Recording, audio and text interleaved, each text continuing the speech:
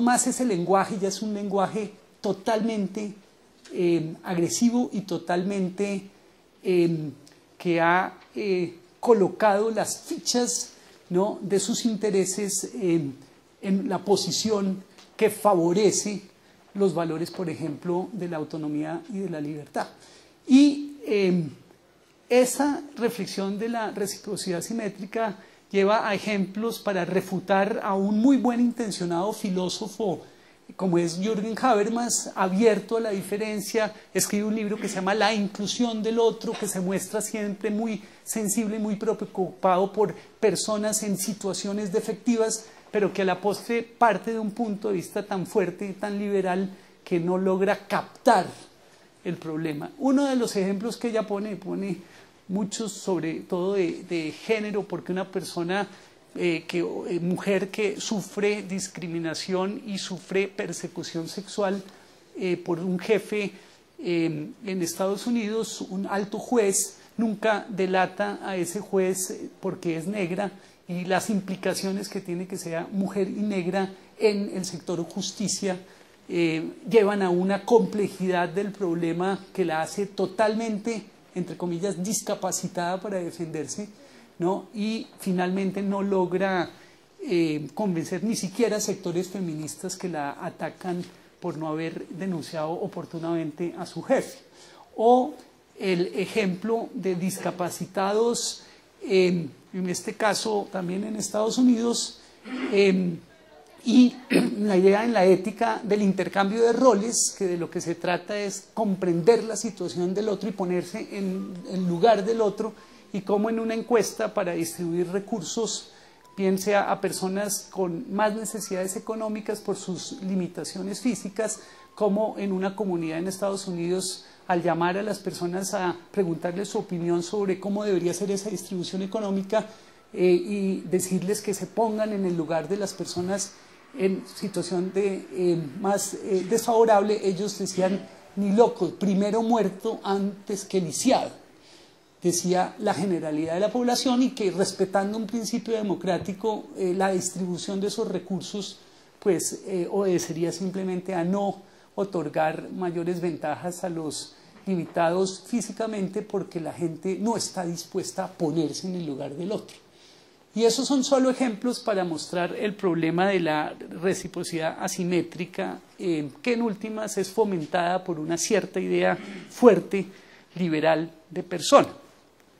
Otros dos teóricos, y voy redondeando para terminar, que dan algunas puntadas en esa dirección crítica de la concepción liberal de la persona, son Amartya Sen, Premio Nobel de Economía, y Martha Nussbaum, que trabaja mucho con él.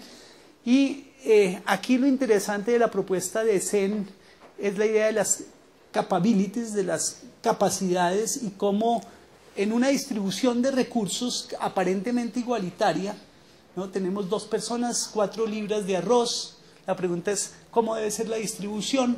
Y entonces pues uno dice, no, lo justo es 2 y 2, y resulta que si uno va a hacer exámenes clínicos, uno tiene un metabolismo que quema mucho más rápidamente las calorías, ¿no? Y el otro es una persona muy sana que requiere la mitad de ese arroz. Y la pregunta es si con esa base informacional que se tiene de los exámenes médicos, lo justo en la distribución no sería de pronto 1 libra para el que es muy sano y 3 libras para el que objetivamente requiere más para efectos de que su organismo funcione de la igual manera que al otro. Entonces, Sen hace un muy buen punto al cuestionar la manera como analizamos internacionalmente la riqueza o la pobreza en términos exclusivamente cuantitativos, numéricos, acumulativos, e introduce el factor de las diferencias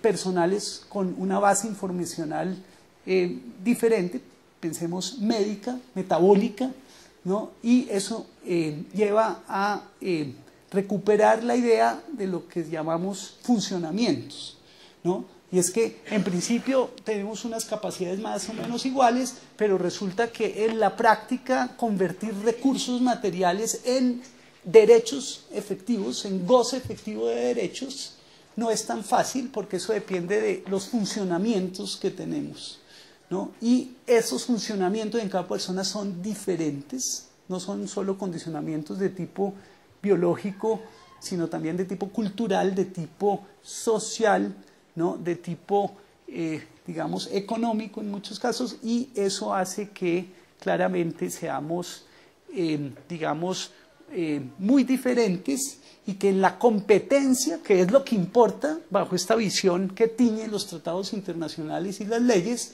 no, a mí me sorprende, por ejemplo, hay que revisar la ley colombiana y es como que si los discapacitados solo fueran ricos. O sea, todos tienen patrimonio y hay que resolver es cómo hacer para legarlo o para administrarlo. O sea, una cosa de locos. O sea, y resulta que lo que es real es que los discapacitados están metidos en las casas de todas las personas. Es el abuelito, es la tía que quedó desempleada, es el niño que no se desarrolló bien y entonces no está bien nutrido.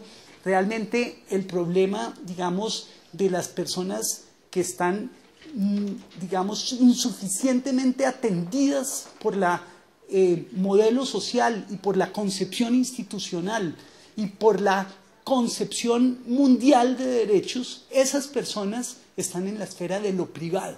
Allá es a donde sufren las humillaciones, allá es a donde sufren realmente las degradaciones, ¿no? Y en esos ámbitos no escudriña la ley, porque la ley le interesa es regular las condiciones para la competencia dentro del mercado, ¿no? Para manejar el flujo de bienes, de transacciones, ¿no? Y en ese sentido hay un desenfoque radical en la manera como se abordan estos problemas.